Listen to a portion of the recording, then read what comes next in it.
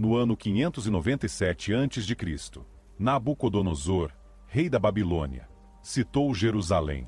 A tensão era insuportável. Por que não ouvimos Jeremias?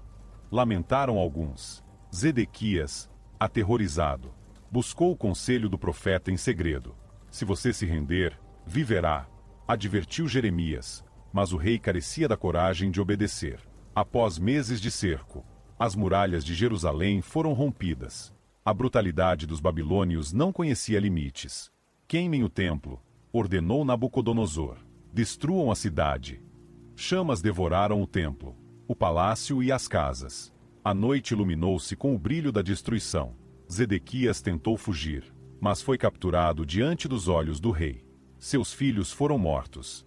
Esta será a última coisa que você verá, declarou o capitão babilônio, antes de cegar o rei e encadeá-lo. Os sobreviventes, acorrentados e humilhados, foram levados em longas filas rumo à Babilônia. Nosso Deus nos abandonou, eles choravam. Mas mesmo lá, a voz de Deus não foi silenciada. Por meio de Daniel, Sadraque, Mesaque e Abednego, Deus demonstrou seu poder e fidelidade. As promessas de redenção e restauração ecoaram em meio à desolação. Os planos que tenho para vocês são para o seu bem, proclamou o Senhor por meio de Jeremias. Eu os trarei de volta a esta terra. Após 70 anos de exílio, a mudança veio inesperadamente. Ciro, o Grande, rei da Pérsia, conquistou a Babilônia em uma noite histórica. O Senhor me deu todos os reinos da terra, anunciou Ciro em um decreto surpreendente. E ele me encarregou de construir um templo em Jerusalém. Que qualquer um que seja do seu povo, vá e reconstrua a casa do Senhor. O decreto se espalhou rapidamente entre os exilados. Zorobabel, um descendente de Davi, ergueu-se como líder. O Senhor abriu uma porta. Declarou com convicção: vamos voltar e reconstruir o templo. Cheios de esperança, os judeus começaram sua longa jornada de volta a Jerusalém. Ao chegarem, encontraram ruínas e desolação. Esta era a cidade do nosso Deus. Murmuraram, lágrimas preenchendo seus olhos. Zorobabel, inabalável, mobilizou o povo. Vamos começar pelo altar. Vamos adorar o Senhor primeiro. A construção começou com grande entusiasmo, mas logo enfrentaram zombarias e ameaças dos inimigos. O que estes judeus fracos estão fazendo? Zombaram. Neemias, resoluto, organizou o povo. Trabalhem com uma mão e seguram suas armas com a outra. Ele ordenou: nosso Deus lutará por nós. Em poucos dias, as muralhas foram concluídas. A vitória foi celebrada com uma dedicação solene. Toda a nação renovou sua aliança com Deus, chorando e se regozijando. Mas esta alegria foi efêmera. O eco dos profetas desbotou, e um profundo silêncio tomou conta de Israel. Os céus, que antes ressoavam com as palavras de Deus, agora permaneciam estranhamente silenciosos. O período intertestamentário começou, marcado pelo domínio estrangeiro e conflitos internos. Alexandre, o Grande, com seu exército imparável, varreu o mundo conhecido, incluindo Judéia sob domínio grego. Adotaremos sua cultura, declarou ele, desconhecendo que seu império se fragmentaria após sua morte. Os sucessores de Alexandre, os Ptolemeus no Egito e os Seleucidas na Síria, batalhavam pelo controle da região. Judéia, pega entre esses poderes, tornou-se um campo de batalha. Inicialmente, o domínio ptolomaico era suportável, mas a opressão escalou. Em uma tentativa de erradicar a fé judaica, proíba seus rituais. O rei ordenou: ergam um altar a Zeus no templo. A insatisfação se transformou em fúria. Isto é uma abominação. Os judeus clamaram na pequena cidade de Módin. Um sacerdote idoso, Matatias, ergueu-se em rebelião. Quem quer que seja leal ao Senhor, siga-me, ele gritou, matando um enviado grego, que tentou forçá-lo a sacrificar a deuses pagãos. A centelha da rebelião foi acesa. Seus filhos, os Macabeus, lideraram uma guerra de guerrilha contra os opressores. Judá Macabeu, conhecido como Martelo, tornou-se renomado por sua bravura e estratégia. Vamos lutar por nossa liberdade e nossa fé. Ele proclamou, batalha após batalha. Os Macabeus derrotaram os exércitos seleucidas. Em uma confrontação decisiva, Judá se dirigiu ao seu exército. Confie no Senhor dos Exércitos. É melhor morrer em batalha. do que ver a destruição de nossa nação.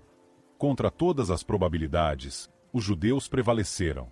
No ano 164 a.C., eles reocuparam Jerusalém e purificaram o templo. No entanto, o conflito continuou. A ascensão de Roma no horizonte trouxe um novo desafio. Em 63 a.C., Pompeu, o grande general romano, entrou em Jerusalém. Este território agora faz parte do Império Romano. Ele declarou: Judá tornou-se uma província romana, governada por procuradores e fantoches do Senado romano. Herodes, o Grande, astuto e impiedoso, subiu ao trono com apoio romano. Vou construir o templo mais magnífico, ele prometeu, buscando conquistar o povo. No entanto, seu reinado foi marcado pela tirania. Embora os profetas permanecessem em silêncio, a fé em um Messias que viria continuava viva, preparando-se para um novo capítulo na história sagrada. Na quietude da noite, o céu sobre Belém iluminou-se inesperadamente. Os pastores que cuidavam de seus rebanhos ficaram surpresos com uma visão celestial. Não temam, proclamou um anjo, sua voz ecoando com autoridade divina. Trago boas novas, que serão de grande alegria para todos os povos. Hoje, na cidade de Davi, um Salvador nasceu para vocês, que é Cristo, o Senhor. Enquanto os pastores corriam em direção a Belém, em um humilde estábulo, a jovem mãe olhava com admiração e amor para o recém-nascido Jesus. Ela sussurrou, lembrando-se das palavras do anjo Gabriel: Ele será grande, e será chamado Filho do Altíssimo. José, seu marido, aproximou-se, com o rosto cheio de reverência e responsabilidade. Maria, o que os profetas previram se cumpriu. Ele disse firmemente: De você virá aquele que governará Israel. A calmaria do estábulo foi interrompida pela chegada dos pastores. Vimos anjos, eles exclamaram ofegantes, anunciando o nascimento do Salvador. Ao ver a criança, caíram de joelhos, adorando com profunda reverência. Glória a Deus nas alturas. E na terra paz, proclamaram. No Oriente, sábios, observadores atentos das estrelas, notaram um sinal único no céu. Uma estrela nos guiou, declararam resolutamente. Seguindo a estrela, eles viajaram grandes distâncias, até chegarem a Jerusalém. Onde está o rei dos judeus que nasceu? Perguntaram ao rei Herodes. Vimos sua estrela e viemos adorá-lo. Herodes, perturbado e cheio de medo, consultou os sacerdotes e escribas em Belém da Judéia. Eles responderam: Pois assim está escrito pelo profeta: Você, Belém, na terra de Judá, de forma alguma é a menor entre os governantes de Judá. Porque de você sairá um governante, que apacentará meu povo Israel. Vão e busquem a criança. Herodes disse aos magos, escondendo suas intenções sinistras: Quando a encontrarem, me informem, para que eu também possa ir adorá-lo. Guiados mais uma vez pela estrela, os magos chegaram ao lugar onde a criança estava. Ao ver Jesus, ofereceram ouro, incenso e mirra, presentes dignos de um rei. Vimos o rei, disseram, suas vozes cheias de devoção. Advertidos em sonho para não voltar a Herodes, tomaram um caminho diferente de volta ao seu país. Herodes, furioso ao perceber que havia sido enganado, ordenou uma brutal massacre. Mate todos os meninos com menos de 2 anos em Belém e seus arredores. Ele gritou, sua voz cheia de ódio. Um anjo do Senhor apareceu em um sonho a José. Levante-se, ele ordenou. Leve a criança e sua mãe e fuja para o Egito, pois Herodes busca a criança para matá-la. José, com o coração na garganta, obedeceu imediatamente. A jovem família escapou na noite, deixando para trás a terra de seus ancestrais. Deus está conosco, sussurrou Maria, apertando seu filho com força. Anos depois, após a morte de Herodes, um anjo apareceu novamente a José. Levante-se, leve a criança e sua mãe, e retorne à terra de Israel, pois aqueles que buscavam a vida da criança estão mortos. José, Maria e Jesus retornaram e se estabeleceram em Nazaré, cumprindo assim outra profecia. Ele será chamado de Nazareno. Jesus cresceu, e chegou o tempo de ele começar seu ministério. À beira do rio Jordão, João Batista proclamou em voz alta: Arrependei-vos, pois o reino dos céus está próximo. Entre aqueles que se aproximavam das águas, estava Jesus de Nazaré. Baptize-me, disse Jesus.